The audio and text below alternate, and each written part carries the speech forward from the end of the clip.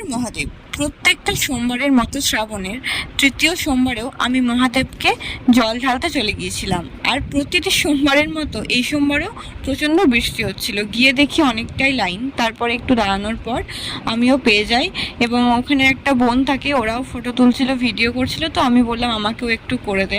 সত্যি কথা বলতে গেলে আমি অতটা পুজো কীভাবে করতে হয় না করতে হয় জানি না, তবে আমার মন থেকে যেভাবে ইচ্ছে হয় সেভাবেই মহাদেবকে ডাকি।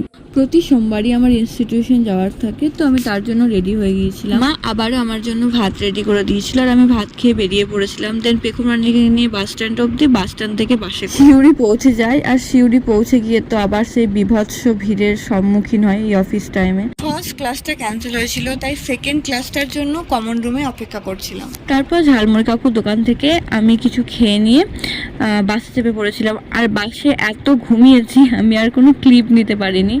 দেন আবার বাস স্ট্যান্ডে নেমে আমি পড়াতে চলে গিয়েছিলাম। এতটা জার্নি করে সিউড়ি যাওয়া, আবার সেম ডিস্টেন্সে ফেরা এবং একদম পড়িয়ে বাড়ি ফেরা, তারপর যা মুখের অবস্থাটা হয় আর কি যে ক্লান্তি লাগে সে আমিই জানি। তবুও মাসের শেষে বা বছরের শেষে যখন নিজের ইচ্ছাটা নিজে পূরণ করতে পারি তখন সেটা অনেকখানি পাওয়া হয়। এই ক্লান্তিগুলো তখন এমনিই দূর হয়ে যায়। এসে আবার একটু পড়ানো ছিল, তারপর রাত্রে আমিও পড়তে বসে গেছিলাম আর এক গাদা ভুল করছিলাম।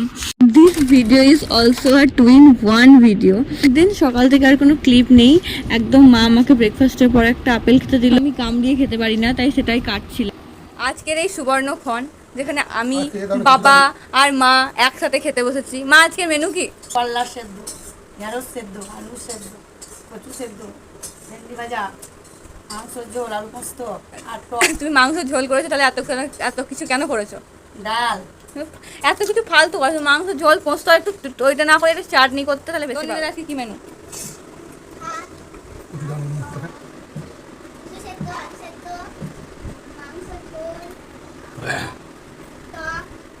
রেস্ট নেওয়ার পর আবার আমি টিউশন পড়াচ্ছিলাম। আর এ হচ্ছে আমার সব থেকে পুচকে স্টুডেন্ট, আরও এখনও ঘড়ি দেখতে জানে না। আর টাইমের অঙ্কগুলো করতে গেলে তো ঘড়ি দেখতেই হবে, তার জন্য এখানে আমি আমার নবোদয়ের অ্যালার্ম ঘড়িটা যেটা ছিল ওটা ইউজ করছিলাম।